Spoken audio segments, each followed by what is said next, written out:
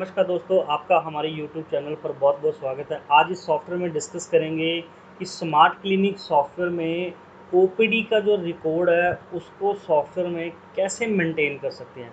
Firstly हम समझते हैं ओपीडी का क्या यूजेस है। ओपीडी बेसिकली आउटडोर पेशेंट के जो रिकॉर्ड्स हैं, उनको मेंटेन करने के लिए यूज़ किया जाता है। तो फर्स्टली हम जब कोई भी डॉक्टर के पास हमारा चेकअप कराने के लिए जाते हैं, तो सबसे पहले हम रिसेप्शन पे हमें एक स्लिप मिलती है।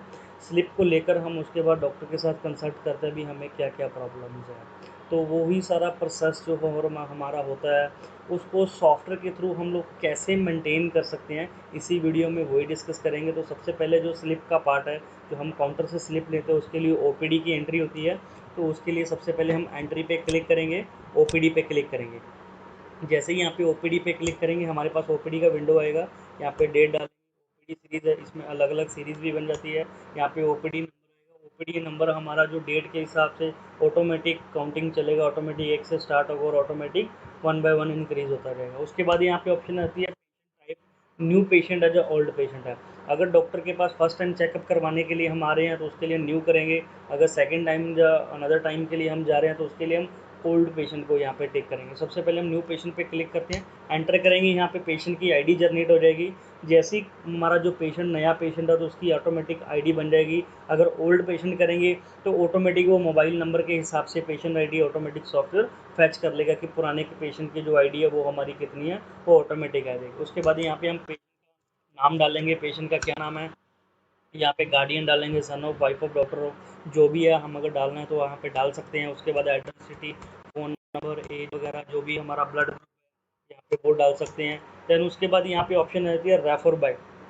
रेफ़र बाय पे हम लोग ये डाल सकते हैं कि उस पेशेंट को कहाँ से रेफ़र किया गया है, तो उसका भी रिकॉर्ड अगर हम डालना चाहते हैं तो सॉफ्टवेयर में हम उसका रिकॉर्ड भी मेंटेन कर सकते हैं। देन उसके बाद यहाँ पे आता है डॉक्टर का नेम।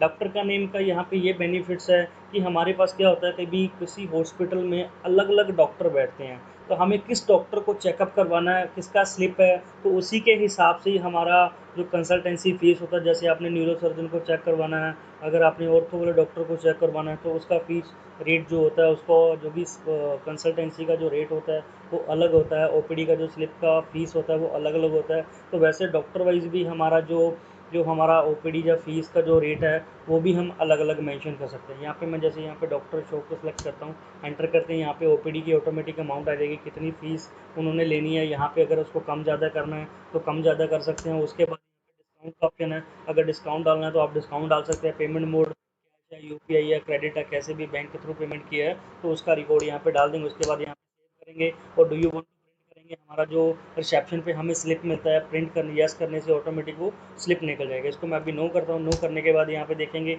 मेरे पास नीचे यहाँ पे डिटेल बन जाएगा। टूटर रजिस्टर डिटेल में यहाँ पे जितनी आज की डेट में मेरी ओपीडीज हुई है उसका यहाँ पे नीचे डिटेल आ जाएगा, और मेरा टुडे आज का कितना कलेक्शन हुआ है वो भी यहीं पे मिल जाएगा। हमें स्लिप लेने के बाद उसके बाद हम डॉक्टर के पास जाते हैं। डॉक्टर को जो भी हमारी प्रॉब्लम्स होती है वो हम बताते हैं। उसके बाद हमें डॉक्टर क्या करता है, हमें बोलते हैं कि आप पहले एक्सरा करवाइए या फिजियोथेरेपी करवाइए। तो उसके बाद वो लिखने के बाद हम दोबारा रिसेप्शन पे आते हैं, तो हम एक्सरे या फिजियोथेरेपी जो भी हमें डॉक्टर ने वहाँ पे बोला था हम उसका भी स्लिप लेते हैं एक्स्ट्रा। पहले तो कंसल्टेंसी का फ़ीस लगता है, उसके बाद एक्सरे या हमारा कोई भी एक्स्ट्रा जो भी हम लोग चार्जेस या जो भी सर्विसेज ले रहे हैं तो उसका हमें स्लिप लेना पड़ता है। तो उसके लिए हम लोग एंट्री में जाकर यहाँ पे ओपीडी बिलिंग को यूज़ करेंगे। ओपीडी बिलिंग, तो ओपीडी का मीनिंग है अगर फर्स्ट टाइम कोई भी पेशेंट आया तो उसका रिकॉर्ड मेंशन होगा।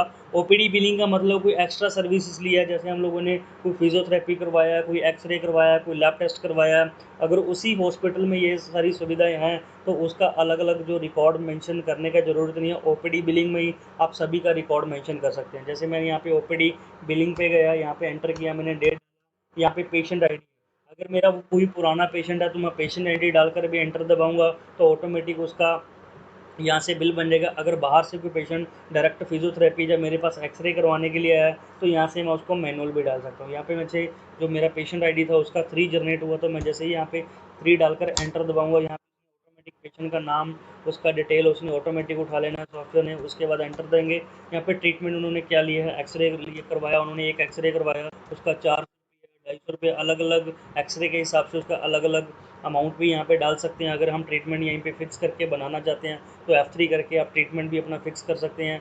एंटर दबाएंगे, उसके बाद यहाँ पे कोई डिस्काउंट वगैरह दिया है तो वो डल जाएगा। उसके बाद इसको हम सेव करेंगे तो यहाँ पे ओपीडी की बिलिंग, ओपीडी का भी यहाँ पे वो स्लिप निकल जाएगा, एक्सरे का, लैब टेस्ट का या उनका फिजियोथेरेपी का भी जो स्लिप है वो यहाँ से निकल जाएगा। उसके बाद हम लोग एक्सरा करवाने के बाद उसके बाद दोबारा डॉक्टर के पास जाते हैं वो एक्सरे को दिखाने के लिए, या हमारा जो फिजियोथेरेपी जो भी हमें स्लिप मिलता है उसके अकॉर्डिंग हम दोबारा डॉक्टर के पास जाते हैं। डॉक्टर उसके बाद हमें क्या करते हैं, एक्सरे को देखकर उसके बाद वो हमें मेडिसिन लिख के देते हैं कि इनका क्या क्या प्रॉब्लम है, कहाँ क्या दिक्कत है, वो हम सारा वो कंप्यूटर में कैसे मेंटेन करेंगे उसके लिए वो एंट्री में जाएंगे और पेशेंट एंट्री पे क्लिक करेंगे। जैसे ही यहाँ पे पेशेंट एंट्री पे क्लिक करेंगे, जो आज की डेट की ओपीडी चल रही है यहाँ पे लिस्ट में आ जाएगी। डॉक्टर ने यहाँ पे देखना है कि आज की डेट का ये राजकुमार का पेशेंट है, एंटर दबाएंगे, यहाँ पे ऑटोमेटिक सारा डिटेल आ जाएगा। यहाँ पे कंप्लेंट्स डालेंगे कि पेशेंट को क्या क्या प्रॉब्लम्स है तो वो यहाँ डाल सकते हैं।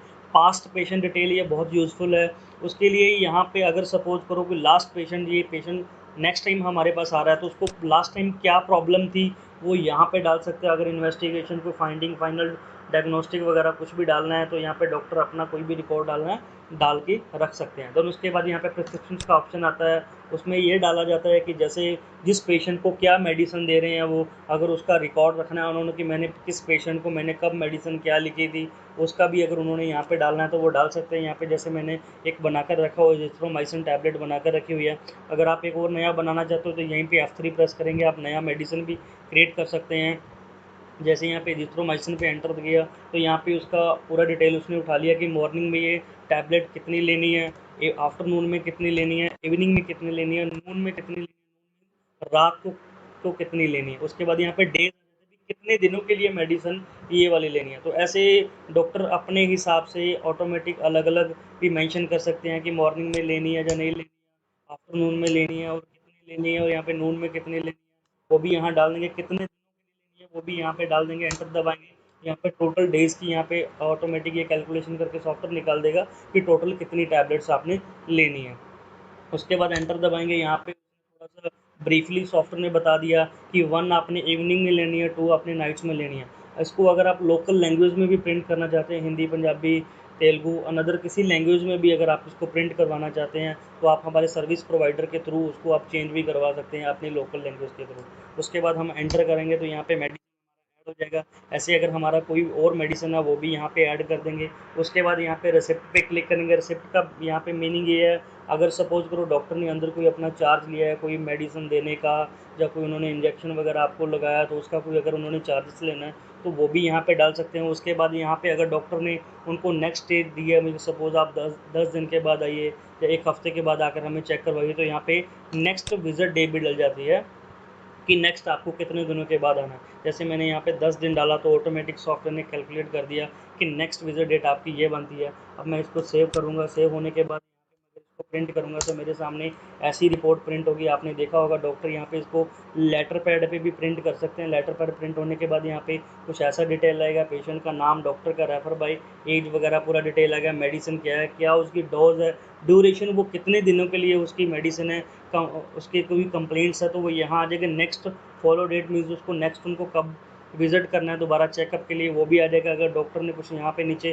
कुछ रिटर्न में टाइप करना है तो वो उसको प्रिंट आउट करके कुछ भी अपना टाइप कर सकते हैं। उसके बाद हमारी यहाँ पे अलग अलग रिपोर्ट्स आती हैं, डिस्प्ले में जाएंगे, OPD register, day wise doctor commission report भी है। अगर हमारे पास अलग अलग डॉक्टर हैं, एक हॉस्पिटल में अलग अलग डॉक्टर्स हैं तो उनका अलग अलग रिकॉर्ड मेंशन करना है, उनका अलग अलग कमीशन बनाना है कि आज किस डॉक्टर ने कितना ओपीडी किया, उनका कितना मार्जिन बना, कितना प्रॉफिट बना। तो उसको हम परसेंटेज वाइज, टेस्ट वाइज, जैसा भी हम उसको अलग अलग अपना शेयरिंग भी बना सकते हैं। और उसके बाद यहाँ पे हमारा विजिटर रजिस्टर भी आ जाता है कि जैसे हम आज के पास देखना चाहते हैं कि हमारे पास कल किस किस डेट में किस किस पेशेंट ने आना है तो हम उसका भी रिकॉर्ड यहाँ पर दे सकते हैं। आज की वीडियो में इतना ही है। नेक्स्ट भी आपके लिए आईपीडी मैनेजमेंट के लिए कि सॉफ्टवेयर में हम आईपीडी का रिकॉर्ड कैसे मेंटेन कर सकते हैं। कैसे लगा आपको हमारा आज का वीडियो, चैट सेक्शन में ज़रूर बताएं, और अगर आप हमारे चैनल पर नए हैं तो चैनल को सब्सक्राइब कर लें। Thank you.